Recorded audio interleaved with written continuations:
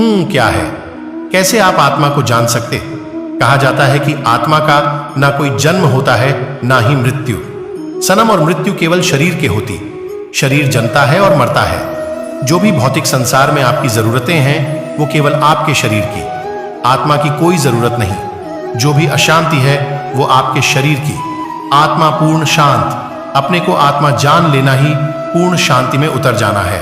परमानंद का अनुभव है। क्या आत्मा बार बार जन्म लेती? बॉक्स क्या है? आत्मा का परमात्मा से मिलन, इसका क्या अर्थ है? जीवन के कुछ महत्वपूर्ण प्रश्न।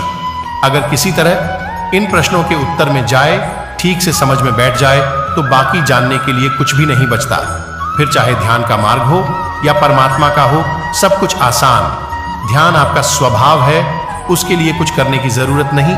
लेकिन अगर गलत उत्तर तलाश लिए तो फिर सारा जीवन गलत रास्तों पर ही भटक जाता है। यही आपके साथ हो रहा है। सत्य क्या है और कल्पना क्या, बस इसी का अब फैसला नहीं कर पाते।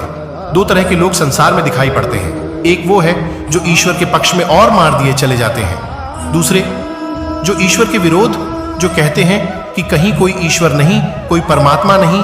अपनी अपनी जगह दोनों ही ठीक दिखाई पड़ते, लेकिन अगर आप दोनों का विश्लेषण करेंगे तो दोनों ही अपनी अपनी कल्पना पर खरे। सत्य के प्रति दोनों ही आंखें बंद किए हुए। क्या सच में ही संसार को ईश्वर ने बनाया? क्या सच में ही सृष्टि को ईश्वर चला रहा है? क्या ध्यान करने से ईश्वर की प्राप्ति होती? अगर हां, तो ईश्वर की प्राप्ति करके आपको मिलता क्या है? कर भी ली प्राप्त, तो उससे होगा क्या? कर लिया, ध्यान घाट भी गया, आप सफल भी होंगे, तो भी आपको उससे मिलेगा क्या? आखिर क्यों ईश्वर की खोज? ऐसे कितने ही प्रश्न, कितने कितने लोगों ने इन प्रश्नों के उत्तर देने की कोशिश की है, लेकिन उनके उत्तरों को समझ पाना लगभग असंभव जैसा है। क्योंकि जहां पर खड़े होकर वो आपसे बात कर रहे हैं, वहां का आपको कुछ पता। जिसने जैसा देखा वैसा कहा, लेकिन जब तक आपने नहीं देखा तो किसी दूसरे के देखे को कैसे समझ पाएंगे? ख्याल रखें, भटक जाना तो बहुत आसान है, लेकिन मार्ग पर आना बहुत ही कठिन। केवल एक ही रास्ता ठीक है। सत्य तो एक ही हो सकता, असत्य लाखों करोड़ों में हो सकते। आज सीधी सीधी सरल भाषा में ध्यान को, ईश्वर को और आत्मा को समझने की कोशिश करेंगे। ईश्वर का रास्ता क्या है? आत्मा का परमात्मा से मिलन का अर्थ क्या है? और आपका पुनर्जन्म क्या है? इसे जानने का प्रयास करेंगे। सागर का पानी वाष्प बनकर उड़ता है, आकाश में बादलों का रूप ले लेता है, फिर वही पागल अनंत पुर्दे बनकर धरती पर बरस जाता है, या फिर कहीं बर्फ बनकर गिरता, फिर से पानी बनकर नदियों से होता हुआ सागर में जा मिलता।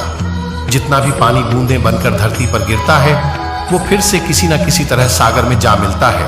एक यात्रा है, निरंतर चल रही, फिर वही दोहराए।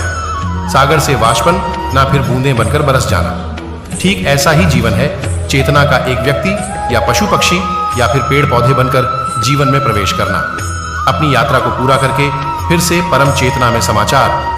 यही पुनर्जन्म। इसे एक बूंद सी आप ठीक से समझ पाए। जैसे एक बूंद का जन्म होता, फिर वो बूंद दोबारा सागर में मिल जाए, फिर से बूंद का जन्म। लेकिन ये वही पहले वाली बूंद नहीं, ये अब एक नई बूंद। वही बूंद लौटकर वापस नहीं आ रहे हैं। इसलिए अपनी पिछली वीडियो मैंने आत्मा ना कहकर इसे ऊर्जा कहा। ऊर्जा जो कि एक ही आपकी ऊर्जा, मेरी ऊर्जा अलग अलग नहीं है।